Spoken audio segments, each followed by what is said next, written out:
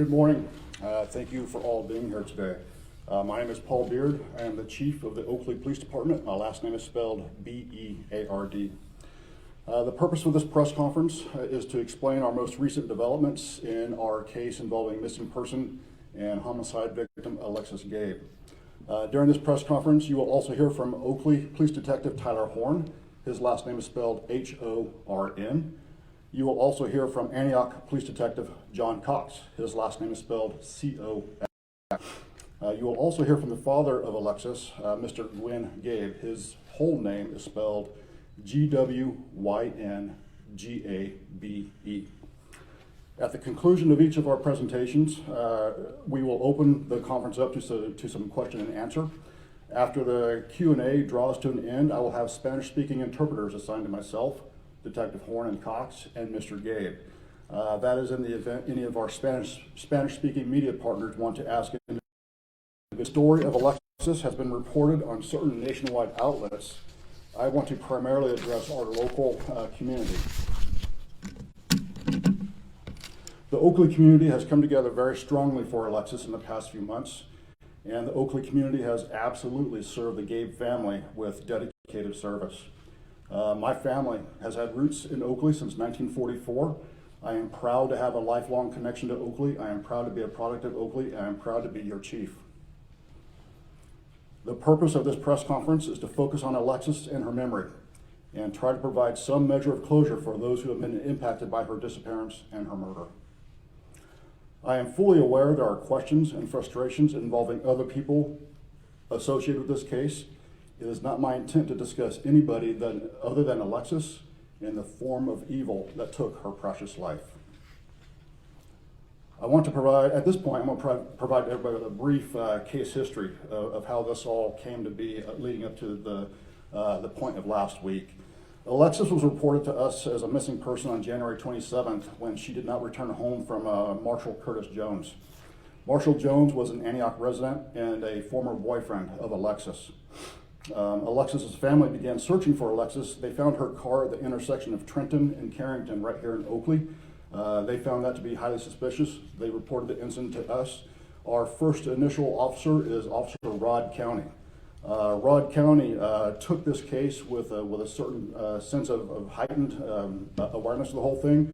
He came back here to the PD and discussed it with his partners and some of our professional staff, and collectively we all immediately felt that Alexis was in trouble. At that point, detectives and the Oakley command staff came in on days off to get the initial stages of this investigation rolling.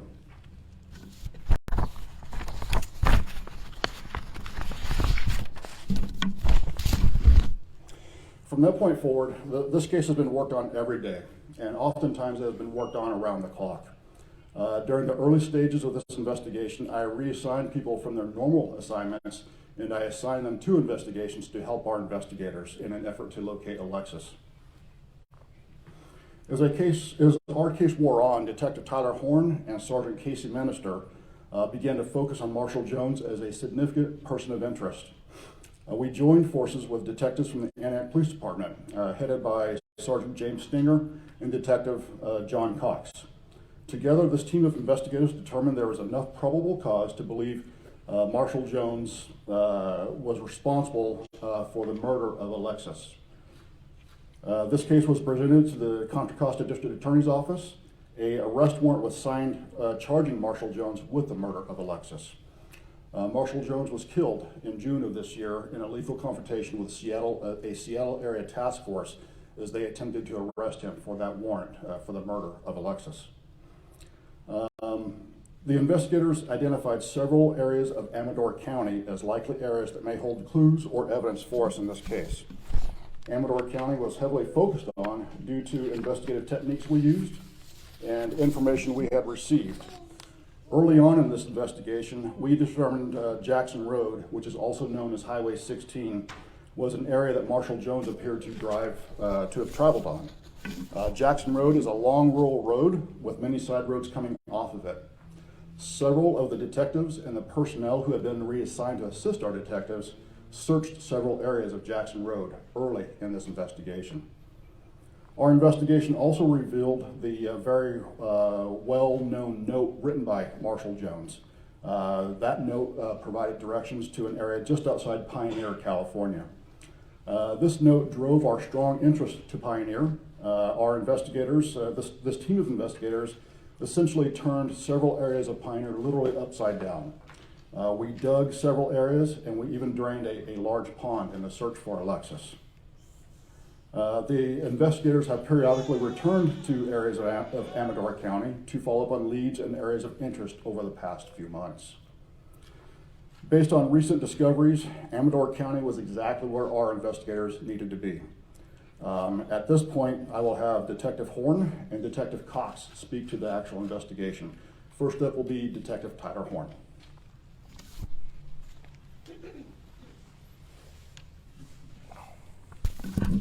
Hello.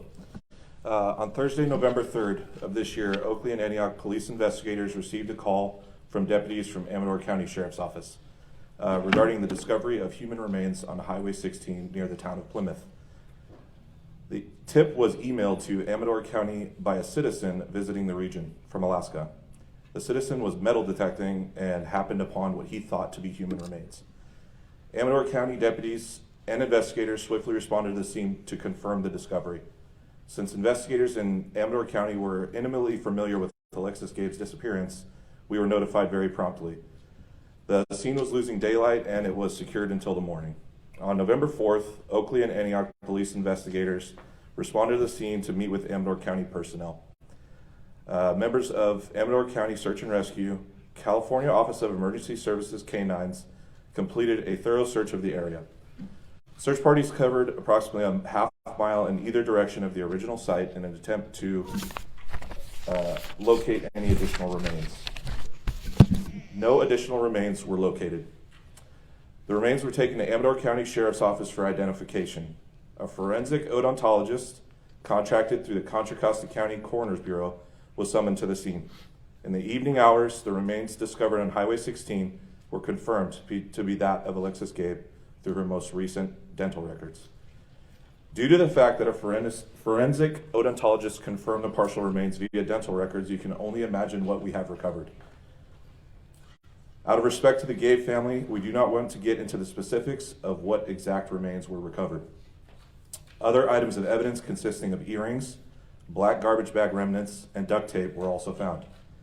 The earrings that were found to have been determined to belong to Alexis based on photographs of her wearing them.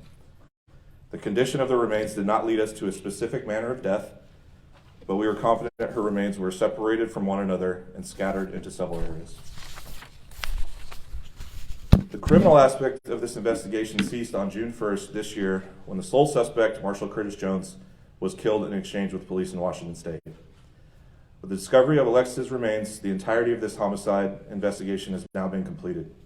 Alexis' remains will be examined at Contra Costa County Coroner's Bureau. I would personally like to thank the Gabe family for their patience and grace while we work to complete this investigation to its final conclusion, and all the investigators that worked on this case from every agency are true professionals and a testament to this profession. Thank you.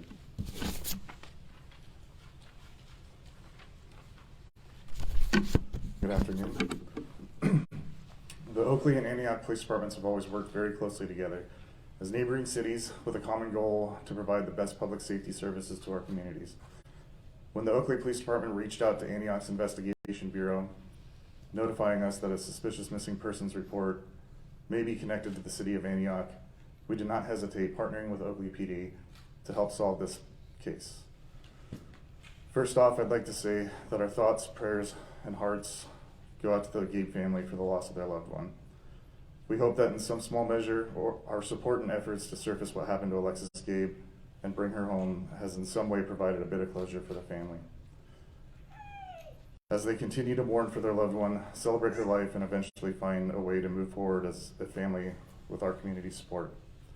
Unfortunately, the main suspect in Alexis's murder, Marshall Curtis Jones, did not cooperate with the investigation and was killed when officers attempted to take him into custody. In this sense, Jones was not held accountable to the family to answer why he would commit such a horrible crime, taking the coward's way out. Although another arrest was made in this case, and to echo Detective Horn's statement, I want to make it clear that Marshall Jones is the sole perpetrator of this murder. Contra Costa County Deputy District Attorney Satish Jalipali and Kabu Adadashwe were intimately involved with this case and have thoroughly examined all of the evidence gathered.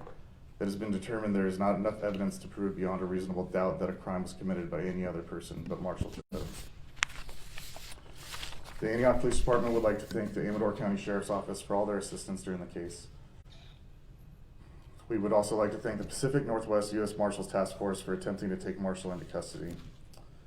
There were over 20 law enforcement agencies from local, state, and federal who assisted with this investigation, and I wish I could thank them all personally. I would like to thank the men and women of the Antioch Police Department and the Oakley Police Department who were professionally and personally invested in this investigation, spending countless hours working on this case. I can honestly say that we left no stone unturned.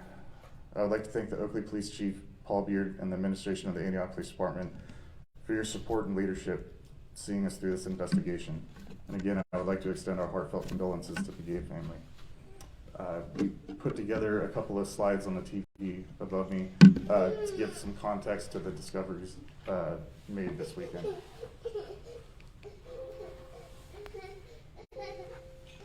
So this is the note that's been put out on social media by the Gabe family. This note was determined to be written by Marshall Jones, and it was left at the house he was staying at. The top portion has been blocked out to protect the safety of uninvolved people. The directions continue. It was a 2-page note, and they ended in Pioneer, California. And if you take these directions, it's basically from Google Maps, turn by turn.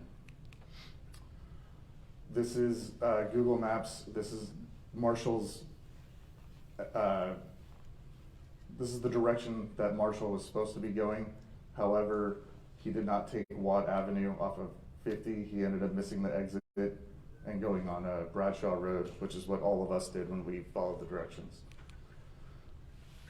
So to the right is Watt Avenue and Jackson Road, and that's from the handwritten directions where he was supposed to turn or exit off of Highway 50 and turn left onto Jackson Road. The blue lines are his call records that we were able to get from his cell phone number, and that showed him turning his device back on at about 8:52 and 8:54 p.m. on January 28th. This is what led us to believe that he was in that area. And if you look at the red line, that arrow indicates a gas station that we were able to get surveillance video from showing a car similar to his turning left onto Highway 16. And this is an overview. On the top left is where he was determined to be based on his cell phone and the video. In the middle right there is where the remains were located. The next mark on Highway 16 is the next direction according to the handwritten directions. And then to the far right is Pioneer to give some context of where they were located. And that's a zoomed in map of where the remains were eventually located. And I can play that again afterwards.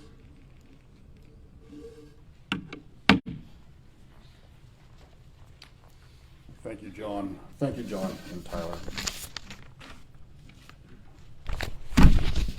At this point, I want to point out how instrumental Mr. Gabe has been, as he has relentlessly kept his daughter, Alexis, in the forefront of many of our minds. Mr. Gabe has absolutely fought for his daughter, and he has honored her. I also, again, commend the community of Oakley for standing behind Alexis and the Gabe family so strongly. At this point, I will ask Mr. Gabe to step up and say a few words.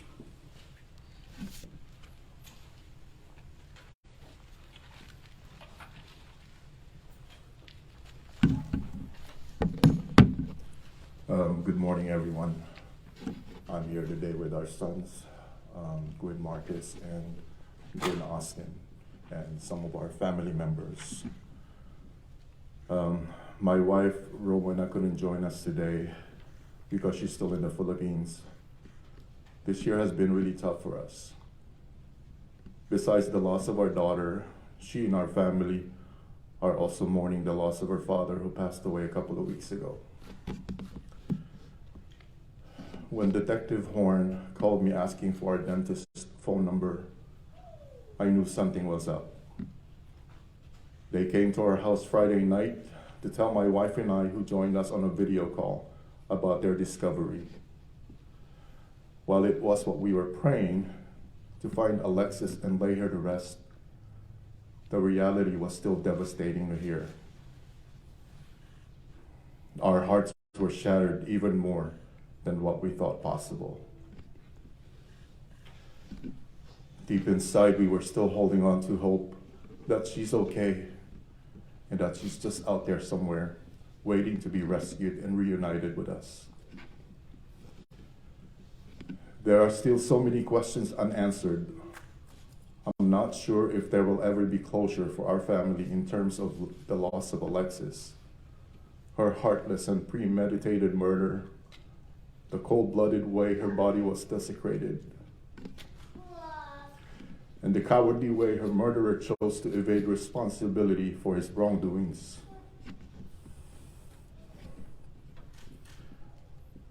But despite all the pain, anger, frustration, and grief, we are somehow relieved that she has been found and we can finally bring her home.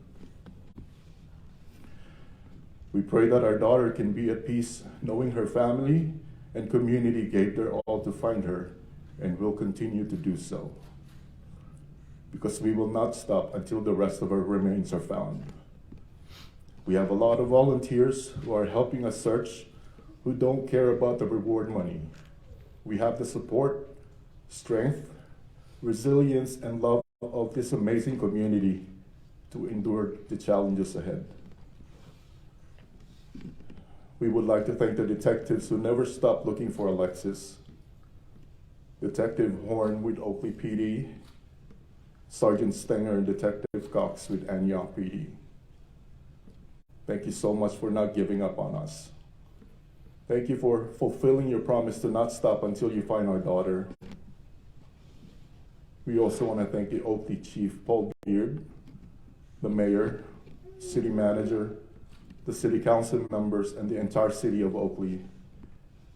Thank you to the anonymous donor who put up half of the reward money, to Mark and Violet Class and the entire team of Class Kids Foundation, to our community, to the 700 people who signed up to search, and to all the 16,000 members of our Facebook group page dedicated to finding Alexis. Thank you all so much from the bottom of our hearts.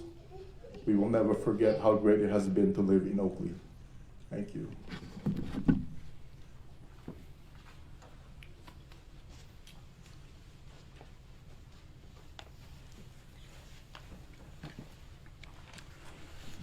Okay. At this point, we're going to begin to draw this to a close. I need to make some acknowledgments myself. We are a small PD. This crime was bigger than us as soon as it started. We received assistance from multiple agencies, both near and far, in this investigation, to include the FBI, the State of California Office of Emergency Services, and the Contra Costa County District Attorney's Office investigators. I would be remiss not to especially acknowledge the Antioch Police Department and the Amador County Sheriff's Office. I've already mentioned Sergeant Stenger and Detective Cox, but from Amador County, we have to acknowledge Lieutenant Jim Cardoza and Sergeant Kyle Wilson. Without the assistance and teamwork of all these agencies, this investigation would have been made much harder than it already was. I also wish to, from the bottom of my heart, thank and acknowledge the community of Oakley. I would like to thank the media for always getting the story of Alexis out there, so thank you. And at this point, I would just like to remind the community that we will have a candlelight vigil in the memory of Alexis right here at our Civic Center Plaza on December 9th at 7 p.m. It'll be a great opportunity for all of the followers of the Gabe family and the community of Oakley to come support the Gabe family even further and remember Alexis in the best way that we can. And with that, I will close and open this up for questions and answers by saying this: Alexis is finally home. So we're all available for Q&A at this point. If anybody has a question, just raise your hand and we will acknowledge that. Yes, ma'am. Chief, you had said, I know some months ago, that the evidence was overwhelming, that everything pointed to Jones.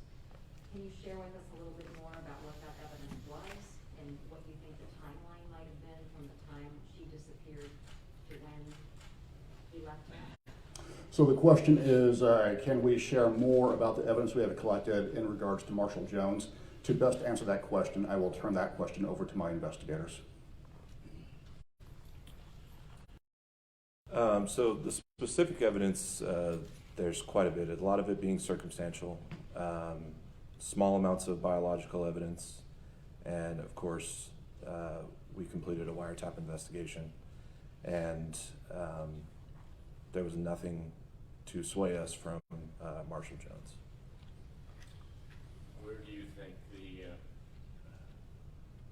crime was committed? Was it in Antioch, at his home? Was it in Oakley? And the circumstantial evidence, we believe that the crime occurred in Antioch. We do not believe that Alexis left Marshall's house alive. What's the status on any other individuals that may be related to this in terms of cooperation in regards to the investigation most recently? We haven't really received any further cooperation from other people involved in this case. And as far as evidence goes, I think what Detective Cox alluded to is that there's nothing to prove beyond a reasonable doubt that anyone else besides Marshall Jones was responsible. How many search warrants were issued in this case, do we know? We got up to 60. 60, thank you. The note that you showed to us, was that something that was discovered after Marshall Jones was killed? No, sir, that was discovered during a search warrant somewhat early on in the investigation. And it literally shows, I mean, it literally indicates an idea of where? Correct. So it was essentially a step-by-step map that he appeared to have copied off of a Google Maps because obviously he didn't want to turn his cell phone on. So he had a physical map that he would use in order to get to the place where he wanted to go. Can you talk about where you found that map, and did somebody give it to you? Did you have to, where was it found? We found that map during a search warrant that we served in the city of Vacaville. At his relative's home, is that what, his sister's A home? relative's house, yes. Yes, sir. I asked this question with utmost respect and sensitivity. I don't want to assume we know the answer, but when we talk about scattered remains, is that human suspect cause or nature, animal related? That is a determination we can't make based off of the amount of remains that we have. You mentioned duct tape. I mean, are there any other, I mean, what? So black plastic bags were something that we determined early on that could have been involved in this investigation, whether it be the disposal of a body or disposal of evidence. That still remains about this whole thing is why. Is there anything that you can think of that would ever lead us at this point now to figure out what that was? No, I don't try to get into the mind of a killer. He did what he did for an unknown reason. And Detective, you gave answers in the months prior, but just for us to catch up, was there any TROs, 2735 domestic relation prior between these two? No.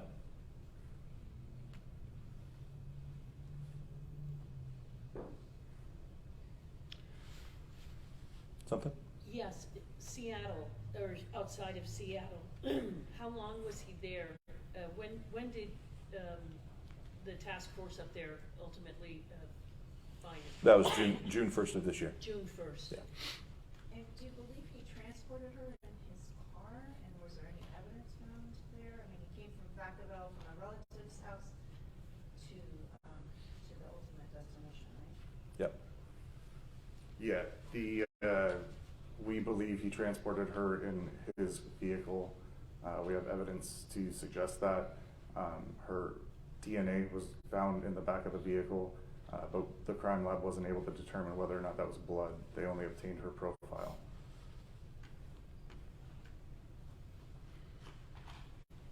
How long was I wondered Anderson? if anyone in the family wants to say anything about how you'd like to have her remembered. I know, but if there's something you could say about what a wonderful person person she was and what you're going through right now. Maybe if you want to reach out to them separately after this, probably. Okay. Have someone over here. How long was his mobile phone being tapped? You said he used wiretapping. How long was that? What period? Was that from June 28th through, or rather the 28th, throughout the entire season? Up until June? So to clarify, there was only a few days that we didn't know where he was. He had fled to Washington the week after. We were pinging his phone, and there was physical surveillance being conducted on him off and on while he was up in Washington. And then the wiretap was April 25th, 30 days, continuing 30 days from April 25th. Can you talk about how cooperative or uncooperative his family has been through this? I'll take that now. Okay. I really want to leave this press conference as a focus on Alexis. I do acknowledge, I do recognize there has been a degree of less cooperative nature out of this family.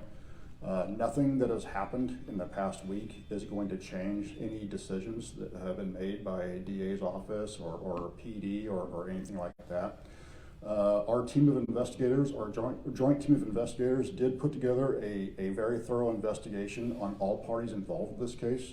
That investigation was delivered to the DA's office, and as Detective Cox said, we are at that point where, at this point, there will be no further traction.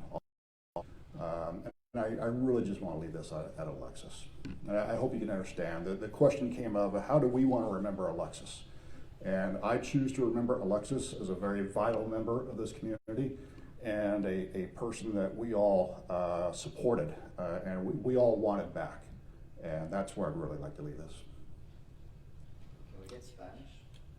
So after we end the Q&A, I'm going to have an interpreter assigned to myself. An interpreter. We're not going to redo the whole thing in Spanish, but if there are specific questions, we will do that. Okay. So I think we're at a point when we're going to draw this to a close. Again, you have all been an element of support for this investigation and a community partner for us. So thank you very much. And again, to the community of Oakley, thank you. I thank you on behalf of the Oakley PD, the Antioch PD, and the Gabe family. Thank you all.